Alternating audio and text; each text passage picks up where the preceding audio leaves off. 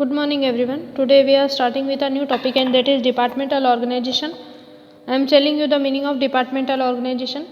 Departmental organization is an organization for management. Its functions are performed by a minister who is liable towards the ministry and the parliament for their duties.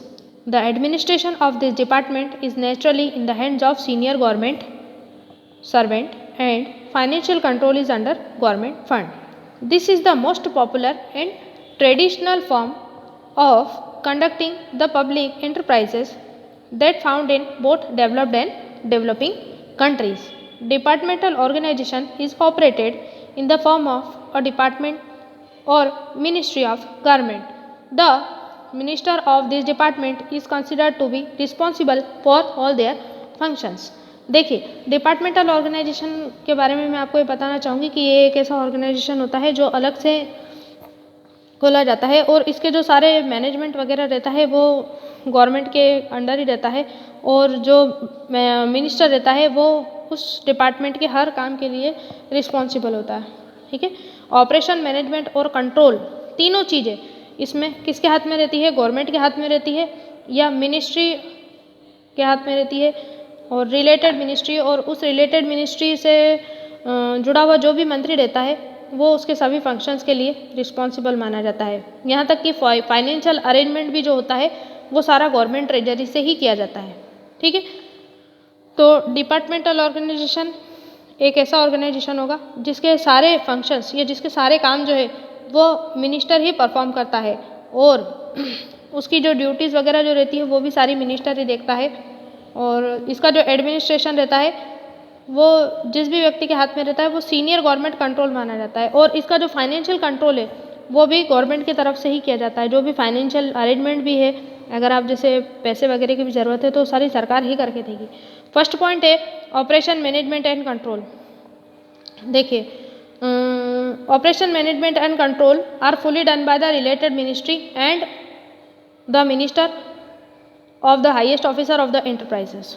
ठीक है, जो भी enterprise का जो highest minister होगा उस enterprise का उसके द्वारा देखा जाएगा और जो मिनिस्टर रिलेटेड होता है इस गवर्नमेंट से या डिपार्टमेंटल ऑर्गेनाइजेशन में जो भी मिनिस्टर रिलेट होता है उस मंत्रालय से जुड़ा हुआ जो भी मंत्री रहेगा वो ही उस काम को देखेगा। सेकेंड है फाइनेंशियल अरेंजमेंट। मैंने अभी बोला आपको financial arrangement are done by the government treasury or financial arrangement of department enterprises is made by government treasury. Even the income of the enterprise is also deposited in government treasury. अगर इसकी income आ रही है तो भी government treasury में जाएगी और expenses हैं तो वो भी गवर्नमेंट ट्रेजरी से ही पूरे किए जाएंगे। The next is appointment of employees. Appointment of the working employee in department organisation is under the government rules. The employee of the department are called government servant. जो भी एम्प्लॉय का appointment होता है वो गवर्नमेंट रूल्स के according होता है और जो भी व्यक्ति अपॉइंट हो जाता है उसे गवर्नमेंट सर्वेंट कहा जाता है। उसके बाद है fully control by government. The departmental organisation is fully control by government. Without the permission of government any person और institution can not sue on them. The next is auditing. All the accounts of the enterprise are audited every year. हर साल जो है वो audit किया जाता है। जो भी अकाउंट्स वगैरह रहते हैं वो हर साल जांचे और परखे जाते हैं। ठीक है, तो ये था short description about the departmental organisation. Here are few advantages of departmental organisation. The first is increase in government income. By the operation of the departmental enterprises the government income increases and the profit deposited in the government treasury. देखिए जो government की income होती है वो बढ़ जाती है departmental organisation के थ्रू और जो भी इनकम होती है वो कहाँ जाती है? गवर्नमेंट ट्रेजरी में ही जाती है। Enterprise of the national importance. By the departmental undertaking the industry of national importance are govern. For example railway, communication, postal telegram etcetera. देखिए डिपार्टमेंटल ऑर्गेनाइजेशन जो रहते हैं उसमें बहुत बड़ी बड़ी जो ऑर्गेनाइजेशंस रहती है वो चलाई जाती है। जैसे इसका बेस्ट एग्जाम्पल है रेलवे। रेलवे जो है वो पूरी केंद्र सरकार के द्वारा चलाई जाती है। The railway is operated and govern by the central government. The next is the easy point is faithfulness. The account of the whole expenditure and the income of this enterprises are submitted in the parliament, thus the public have faith on these enterprises. ये enterprise ऐसी होती है जो पूरी government के द्वारा चलाई जाती है, तो पब्लिक जो रहती है उन्हें ट्रस्ट रहता है। The next is effective control. देखिए जो इन एंटरप्राइजेज में जो कंट्रोल रहता है वो भी काफ़ी इफेक्टिव रहता है। और the next is faith of employees. Appointing of the employees is done in the departmental organisation through the pre decided process. इसमें जो अपॉइंटमेंट की जो प्रोसेस रहती है वो पहले से ही प्री डिसाइडेड रहती है, तो जो एम्प्लॉय जो रहते हैं उनका भी ट्रस्ट बना रहता है कि उनके साथ कोई चीटिंग नहीं होगी और ईमानदारी से और एक व्यवस्थित तरीके से उनको चुना जाएगा। And the deserving the faithful and the devoted employ work in this enterprises. इसमें जो डिजर्व करते हैं उन्हें वो पोस्ट दी जाती है और जो एम्प्लॉय है वो पूरे डिवोशन से काम करते हैं। The next topic is public corporation. Public corporation is established by special act of parliament. They are governed according to commercial and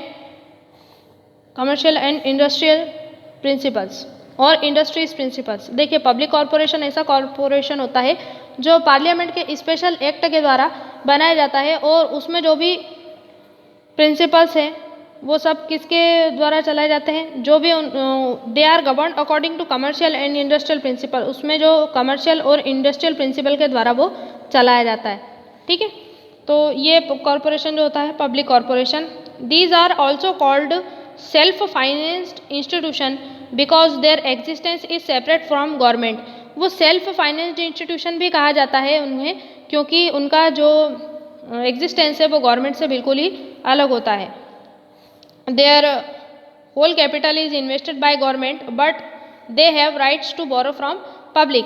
वो उनको जो सारे फाइनेंशियल अरेंजमेंट होते हैं वो गवर्नमेंट के द्वारा किए जाते हैं, पर उनके पास राइट्स होते हैं कि वो पब्लिक से भी बोरो कर सकते हैं। Their income and expenses are not shown by government in the annual budget. जो गवर्नमेंट बजट लाती है हर साल मार्च में, तो उसमें पब्लिक कॉरपोरेशन के इनकम और एक्सपेंसेस दोनों ही नहीं बताए जाते हैं। Due to establishment by legislature they are also called statutory corporation और कंपनी। उन्हें स्टेचुटरी कॉरपोरेशन और कंपनी भी कहा जाता है।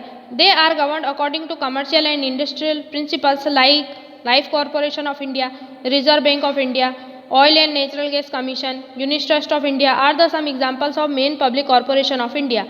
तो लाइफ जैसे कि लाइफ इंश्योरेंस कॉरपोरेशन है, आरबीआई है, ये सब पब्लिक कॉरपोरेशन के अंतर्गत ही आते हैं।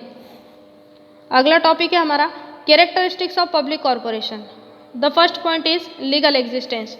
देखिए पब्लिक कॉरपोरेशन जो है वो लीगल एग्जिस्टेंस रखता है। Public corporation have their own legal existence and they can deal with their own name. वो खुद के नाम से ही किसी भी तरह की डील कर सकते हैं। The next is financial policy. Public corporation has an independent financial policy. They get loan from both government and public. Public corporation की खुद की फाइनेंशियल पॉलिसी होती है और उन्हें दोनों से लोन मिल सकता है, गवर्नमेंट से भी और पब्लिक से भी। The next is control of government. Even after being economically free government has control over them. Public corporation पर पूरा कंट्रोल गवर्नमेंट का ही होता है। The next is lack of self interest. क्योंकि देखिए पब्लिक कॉरपोरेशन जो है वो सोसाइटी के वेलफेयर और सोसाइटी के फेथ में काम करते हैं, तो इसलिए कोई भी व्यक्ति उसमें सेल्फ इंटरेस्ट नहीं दिखा सकता या मतलब खुद के लिए काम नहीं कर सकता, उसमें कोई सेंस ही नहीं होता है। It does not have the sense of self interest. The next is independent recruitment. The public corporation have their own independent recruitment. They recruit itself. They prefer ability in the appointment on their employee. The rules of the government service do not apply.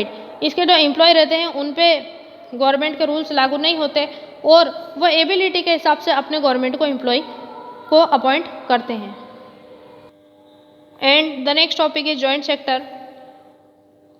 All those units are included in joint sector in which capital of both government and private sector have been invested and under whose direction and control state plays an active role. Joint sector is a form of partnership between private sector and government sector. The government sector have 26% of their own, private sector have 25%, and public sector belongs to 49% of their ownership. Such enterprise whose ownership,